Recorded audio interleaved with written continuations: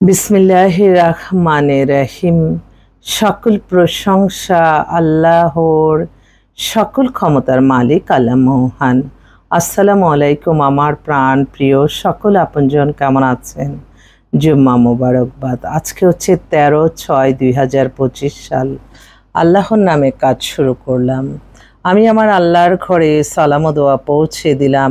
আমার প্রিয় নবীজির রওজা মোবারকে সালাম ও দোয়া পৌঁছে দিলাম। হযরত শাহজালাল শাহপরানে সালাম ও দোয়া পৌঁছে দিলাম। আজমির শরীফে সালাম ও দোয়া পৌঁছে দিলাম। মাইজবান্ডার শরীফে সালাম ও দোয়া পৌঁছে দিলাম। আল্লাহ আপনি নামাজ রোজা ভালো কাজ কবুল আর মঞ্জুর করে নিন, আমিন। আসলে আমাদের যে প্রফেশনটা, এটা হচ্ছে বিয়ে শাদির একটা মাধ্যম। আর আমার এই একটাই ফেসবুক আইডি, আর কোনো আইডি নেই।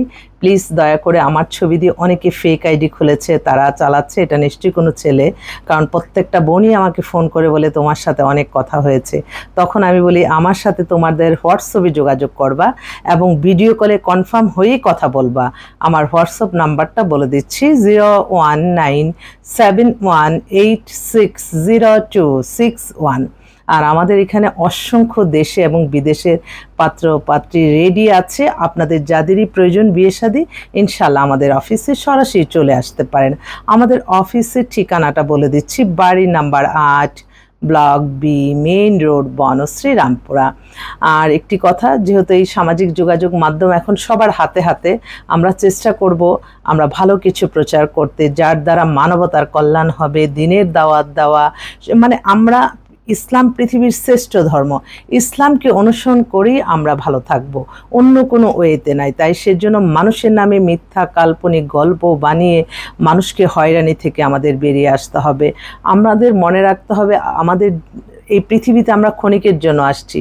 আল্লাহর আদেশ নিষেধ মেনে চলে আবার তো চলে যেতে হবে। এই যে বিশ্ব আবারও মহামারী হয় কিনা আল্লাহ ছাড়া তো কেউ জানে না, কিন্তু আমাদের সতর্ক থাকতে হবে।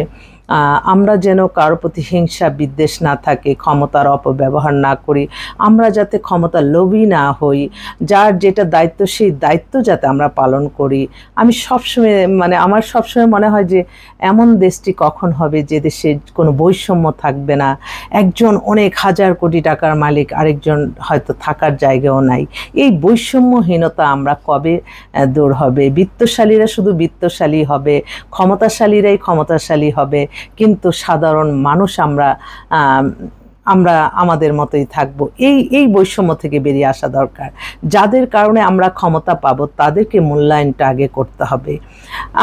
আমি মনে করি ক্ষমতা, অর্থবিত্ত, যারা বিত্তশালী হবে, ক্ষমতাবান হবে, তাদের ভিতরে আরও মায়া মমতা ভালোবাসা থাকবে। তারা যত পারে আল্লাহর কাছে সন্তুষ্ট করতে করতেই তো ওদের জীবন শেষ হওয়ার কথা, যে আল্লাহ আমাকে কোথায় এনেছে। সবসময় আল্লাহ সবসময় ক্ষমাশীলকে পছন্দ করে, মায়াশীলকে পছন্দ করে, দানশীলকে পছন্দ করে। আল্লাহর যে পছন্দগুলি সেগুলি আমাদের সবার মধ্যে থাকতে হবে, এগুলিই মানতে হবে। তাহলে আমরা একে অন্যের ক্ষতি চিন্তা করব না। তো সবাই মিলেই আমরা একটা ভালো সুন্দর বাংলাদেশে থাকি না? বাংলাদেশ আসলে খুবই ভালো, রহমত বরকতের দেশ। দেখেন অনেক অনেক দেশে কি অনেক কিন্তু ঝামেলা আমরা কিন্তু দেখতেছি, কিন্তু বাংলাদেশের আলহামদুলিল্লাহ আলহামদুলিল্লাহ আলহামদুলিল্লাহ মাশাল্লাহ বলবেন, আবার নজর কিন্তু লেগে যায়।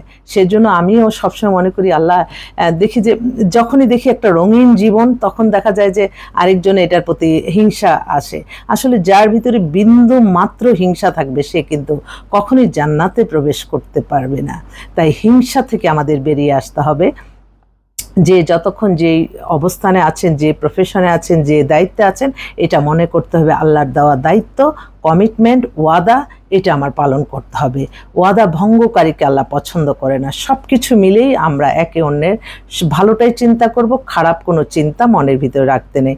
আর এই সামাজিক যোগাযোগের মাধ্যমে যেটা দেখে আরেকটা মানুষ খারাপ কিছু শিখব, সেটার জন্য কিন্তু আল্লাহর কাছে জবাবদিহিতা করতে হবে।